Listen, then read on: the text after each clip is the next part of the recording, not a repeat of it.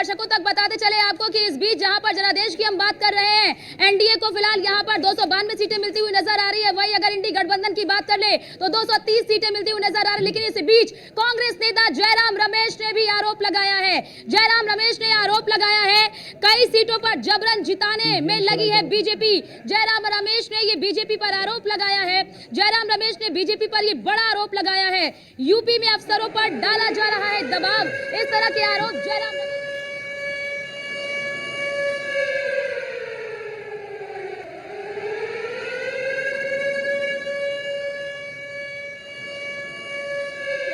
बड़ी खबर अपने दर्शकों तक बताते चले कि जिस तरह से आप देख रहे हैं कि ये सटीक नतीजे आ रहे हैं, ये एग्जैक्ट एग्जिट पोल नहीं है बल्कि एग्जैक्ट पोल के नतीजे आ रहे हैं, और जिसमें साफ तौर पर इंडी गठबंधन को 232 से सीटें मिलती हुई नजर आ रही है।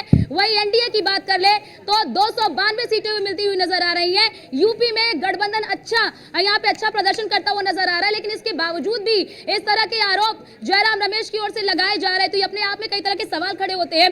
हमारे साथ ब्रजेश जी भी यहाँ पर न्यूज रूम में देखिए हमारे साथ लगातार हमारे वरिष्ठ भी यहाँ पर मौजूद हैं, इनसे जान लेते हैं। ब्रजेश जी, एक तरफ इंडी गठबंधन अच्छा परफॉर्मेंस कर रहा है, कह सकते हैं कि अच्छा परफॉर्मेंस कर रहा है, लेकिन इस बीच अगर जयराम रमेश इस तरह का आरोप लगाते हैं तो किस तरह का संकेत है ये? देखिए अर्चना, सबसे बड़ी बात यह है कि जिस तरीके से जब ये मतगणना शुरू होने से पहले ही जब एग्जिट पोल के नतीजे आए थे, उस वक्त जो है एग्जिट पोल के नतीजे बता रहे थे कि बीजेपी और एनडीए को भारी बहुमत मिल रहा है। उस वक्त भी अखिलेश यादव का एक ट्वीट आया था जिसमें उन्होंने कहा था दरअसल ये ईवीएम नहीं बल्कि ये डीएम की जीत है। तो शुरुआत से ही समाजवादी पार्टी और कांग्रेस लगातार इस बात को लेकर के कहती रही हैं कि चुनाव में गड़बड़ी हो सकती है, और अब जब उत्तर प्रदेश में सबसे बड़े दल के तौर पर समाजवादी पार्टी बढ़ती हुई नजर आ रही है, इंडी गठबंधन को जबरदस्त सीटें उत्तर प्रदेश से मिल रही हैं, एनडीए को झटका लगा है। उस बीच में जयराम रमेश का एक ट्वीट आता है जिसमें वो कई लोकसभा सीटों को, जिसमें चाहे बांसगांव की बात करें, चाहे मुजफ्फरनगर की बात करें, चाहे मेरठ की बात करें, ये तमाम वो सीटें हैं जिन सीटों पर जो है वो आरोप लगा रहे हैं कि अधिकारियों पर दबाव दिया जा रहा है कि इन सीटों को किसी भी तरीके से जितवाया जाए। वहीं सोनीपत की सीट को लेकर के भी जयराम रमेश ने ट्वीट करके आरोप लगाया है। तो कहीं ना कहीं अब दबाव बनाने की कोशिश हो रही है, और जो जयराम रमेश की जो लैंग्वेज है, जो भाषा, उन्होंने साफ तौर पर कहा कि सरकार बदल रही है और अधिकारी हद में रहे हैं। तो जाहिर तौर पर कहीं न कहीं अधिकारियों को यह भी बताने की कोशिश हो रही है कि देखिए सरकार बदलने जा रही है, और अगर आपने कोई खेल किया तो आपको उसका खामियाजा भुगतना पड़ेगा। तो अब कहीं न कहीं जिस तरीके की तस्वीर बदली है, इस बदलती तस्वीर के साथ अब सियासत कई करवट बैठ रही है। एक तरफ एनडीए अपने सारे जो है दलों को अपने साथ रखने में जो है लगी हुई है, तो वहीं जो इंडी गठबंधन है वो लगातार जोड़ तोड़ की कोशिश कर रहा है कि किसी तरीके से अगर एनडीए गठबंधन से कुछ साथी टूट करके उसके साथ आते हैं तो शायद सरकार बन सकती है। तो इसका मतलब अब ये क्रूशल टाइम है, इस टाइम पर एक एक सीट को लेकर के अब युद्ध अपने सबाब पर है। ज्यादातर सीटों के अभी नतीजे नहीं आए हैं, सिर्फ रुझानों के मुताबिक ही जिस तरीके का ट्रेंड है वो अपने आप में बता रहा है कि देखिए उसमें इंडी गठबंधन को बड़ी कामयाबी मिल रही है, और एनडीए को झटका लगा है, बीजेपी को बड़ा झटका लगा है, क्योंकि उत्तर प्रदेश सबसे प्राइम स्टेट था। और यूपी के लिए कहा जाता है कि यूपी गेटवे है दिल्ली का, यानी दिल्ली का रास्ता उत्तर प्रदेश से होकर गुजरता है, और जिसने यूपी को अपने कब्जे में ले लिया, मान लो पूरे देश को अपने कब्जे में ले लिया। लेकिन इस बार इंडी गठबंधन के हाथ में वो दिल्ली की चाबी लगती हुई नजर आ रही, क्योंकि उत्तर प्रदेश को फतेह करने का काम कहीं ना कहीं जो है इंडी गठबंधन ने किया। यही वजह है कि अब कोई भी सीट लॉस नहीं करना चाहता, कोई एक एक सीट को लेकर के पूरी जान लगा देना चाहते हैं। यही वजह है जयराम रमेश का ये ट्वीट इसी कड़ी में सामने आया है। जी, और ब्रजेश जी, बड़ी खबर ये भी अपने दर्शकों तक पहुंचाते चले कि जिस तरह से फैजाबाद अयोध्या को लेकर बीजेपी आश्वस्त नजर आ रही थी।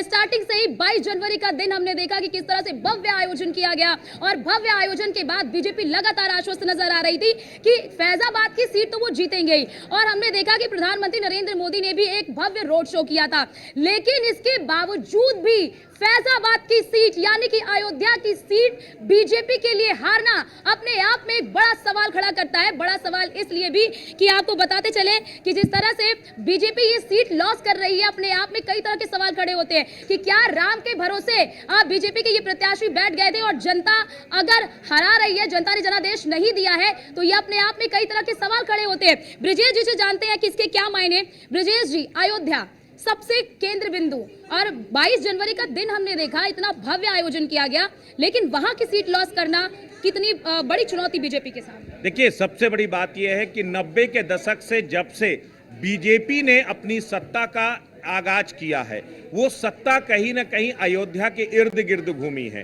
राम मंदिर की लड़ाई से बीजेपी ने 2 सीटों से आज केंद्र की जो है दूसरी बार सत्ता का सफर तय किया और तीसरी बार सत्ता के लिए चुनौती दे रही है। तो एक नारा गूंजता था, 90 के दशक में भी फिजाओं में गूंजता था और आज भी उसे दोहराया जाता है कि अयोध्या तो झांकी है और काशी मथुरा बाकी है। तो आपने वो झांकी तो जो है लॉस कर दी, लेकिन जो आपके जो है काशी और मथुरा थे उसे जरूर आप पाने में कामयाब रहे। मथुरा में बीजेपी को प्रचंड जीत मिली है और काशी से तो खुद प्रधानमंत्री नरेंद्र मोदी हैं, वो भी बड़ी जीत की तरफ बढ़ रहे हैं। लेकिन बड़ी बात यह है कि जिस राम मंदिर की लड़ाई अयोध्या से शुरू हुई, वहीं पर लल्लू सिंह वहां से चुनाव हार रहे हैं। याद कीजिए, ये वही लल्लू सिंह है जिन्होंने शायद कांग्रेस को सबसे बड़ा मुद्दा दे दिया था। ये वही लल्लू सिंह है जिन्होंने कहा था कि आप अगर हमें 400 सीटें इसलिए चाहिए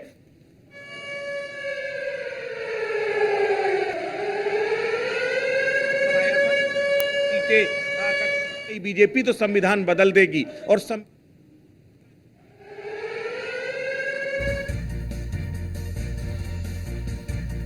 लल्लू सिंह है जो अब चुनाव जो है हार चुके हैं। एक बड़ी खबर अपने दर्शकों तक बता दें, जैसा कि सर ने भी जिक्र किया है, लल्लू सिंह का संविधान बदलने वाला जो बयान है, क्या लल्लू सिंह पर भारी पड़ गया है और उनकी जीत का क्या ये सबसे बड़ा कारण है? लल्लू सिंह ने दिया था संविधान बदलने का बयान, विपक्ष ने लल्लू सिंह के बयान को चुनावी मुद्दा बनाया और पूरे चुनाव में इसे मुद्दा बनाते हुए विपक्ष नजर आया।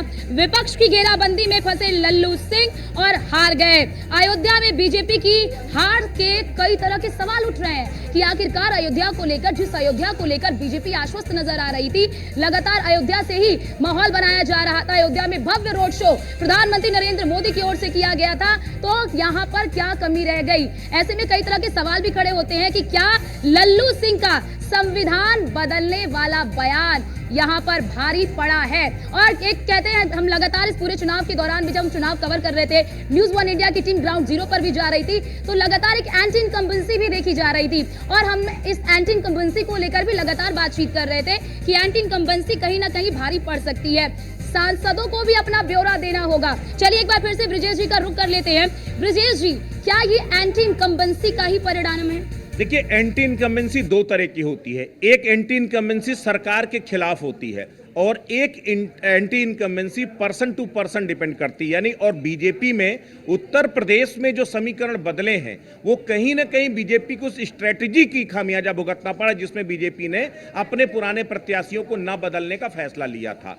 लल्लू सिंह भी उसी में से एक थे। लल्लू सिंह अयोध्या में सांसद जरूर थे, लेकिन पूरी तरीके से वो डीएक्टिव एमपी के तौर पर थे और जिस तरीके से विपक्ष ने अयोध्या के अंदर वो पूरा एक तरह से उनको ट्रैप करने का पूरा जो है एक पूरा रोड मैप तैयार किया। जिस तरीके से लल्लू सिंह को ट्रैप किया गया, वहां पर सच्चिदानंद पांडे जो बीएसपी से वहां पर चुनाव मैदान में उतारे गए, तो ब्राह्मण वोटों का बड़े लेवल पर जो सेंधमारी 36-37 हजार वोट जो बीएसपी ने काटे, वो वोट कहीं ना कहीं बीजेपी को भारी पड़े हैं। बीजेपी वहां से तकरीबन 46,000 वोटों से वहां पर अभी लल्लू सिंह वहां से चुनाव हारते हुए नजर आ रहे हैं। तो भी फाइनल डिक्लेरेशन बाकी है, लेकिन 50,000 के अंदर की जो हार है लल्लू सिंह की, वो विपक्ष की सुनियोजित रणनीति का हिस्सा है। और जिस तरीके से लल्लू सिंह के खिलाफ, क्योंकि अयोध्या वो सेंटर था जहां पर मैसेज देने की कोशिश कर रहा था विपक्ष, लगातार उसे मुद्दा बनाया था कि अखिलेश यादव अयोध्या जा रहे हैं लेकिन राम मंदिर नहीं जा रहे हैं, अखिलेश यादव जो है सनातन का अपमान कर रहे हैं। उन तमाम मुद्दों को दरकिनार करते हुए लल्लू सिंह खुद ट्रैप हो गए वहां पर। लल्लू सिंह को यह मुगालता था कि शायद जो है, चूंकि राम मंदिर की लड़ाई हम पूरे देश में मंदिर को लेकर के जा रहे हैं, ऐसे में मेरी सीट को तो लेकर कोई खतरा नहीं, लेकिन कहते दिया तले अंधेरा होता है। यानी जहां आप कॉन्फिडेंट हो जाते हैं या फिर ओवर कॉन्फिडेंट हो जाते हैं, वहीं पर आप गच्चा खाते हैं। और यही कुछ लल्लू सिंह के साथ हुआ। अयोध्या में बीजेपी पूरी कॉन्फिडेंट थी कि उसे तो कोई हरा नहीं सकता, लेकिन हुआ यही कि जहां पर सबसे ज्यादा कॉन्फिडेंस था बीजेपी को, वहीं पर वो कॉन्फिडेंस अपना लूज कर गई। आप सोचिए, एक नहीं बल्कि की कई सीटें हैं। स्मृति ईरानी को लेकर के भी बीजेपी ओवर कॉन्फिडेंस में थी, उसे लगता था कि ये तो भाई सबसे पॉपुलर मिनिस्टर है, सबसे पॉपुलर सीट है, राहुल गांधी पे डायरेक्ट अटैक करके जो है पूरे सिनेरियो को पॉलिटिकल चेंज कर रहे हैं। तो और कांग्रेस डर गई, केएल शर्मा को चुनाव लड़ाया, राहुल गांधी को नहीं लड़ाया, तो ये सब ओवर कॉन्फिडेंस में बीजेपी पड़ गई। और इस वजह से चाहे वो अमेठी की सीट हो, चाहे वो अयोध्या की सीट हो, ये तमाम बड़ी सीटें बीजेपी इसी तरीके से हार गई। बीजेपी के कई बड़े मंत्री इस वक्त चुनाव हारने की कगार पर हैं। 6 मंत्री इस वक्त उनकी जो है साख दांव पर लगी हुई है, उनकी सीट दांव पर लगी हुई है। तो ये बीजेपी के ओवर कॉन्फिडेंस का खामियाजा बीजेपी को भुगतना पड़ा। और जिस तरीके से अंडरडॉग बन करके यानी साइलेंस जोन में विपक्ष ने जिस तरह की स्ट्रेटेजी तैयार किया, वो बीजेपी को ओवर कॉन्फिडेंस पर रखना चाहती थी। जैसे प्रधानमंत्री नरेंद्र मोदी का एक बयान आया था मिड इलेक्शन के टर्म में कि 400 सीटें तो हमने विपक्ष को उलझाने के लिए कहा था कि विपक्ष इस कयास में लगा रहे कि किसको 400 से ज्यादा मिलेंगी, 400 से कम मिलेंगी, कहां से मिलेगी, कैसे मिलेगी। लेकिन दरअसल हम विपक्ष को उलझाना चाहते थे, लेकिन ये नहीं जानते थे कि आए थे शिकार करने और खुद शिकार हो गए। जिस ट्रैप में फंसाना चाहते थे विपक्ष को, विपक्ष ने उसी ट्रैप में फंसाया। बीजेपी लगातार हिंदू मुस्लिम करती रही, पोलराइजेशन पॉलिटिक्स करती रही, और राहुल गांधी और अखिलेश यादव ने बेहद ही ठोस तरीके से जमीनी मुद्दों को उठाया। उन्होंने रोजगार की बात की, महंगाई की बात की, अग्निवीर की बात की। उन्होंने उन तमाम गारंटियों के जरिए लोगों को इंश्योर करने की कोशिश की। उन्होंने महिलाओं को जो है पेंशन के जरिए गारंटी दी, युवाओं को रोजगार की गारंटी दिया।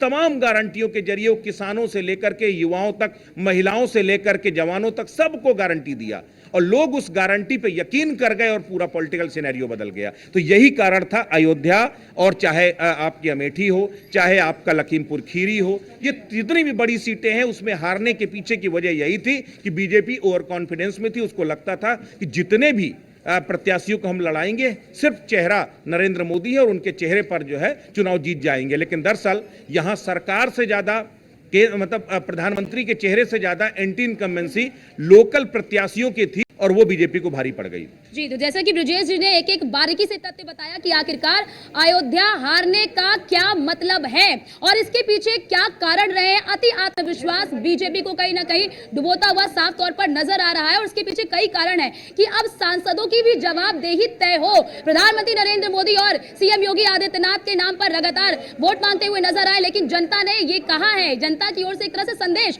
कि आपको भी जमीन पर काम करना होगा।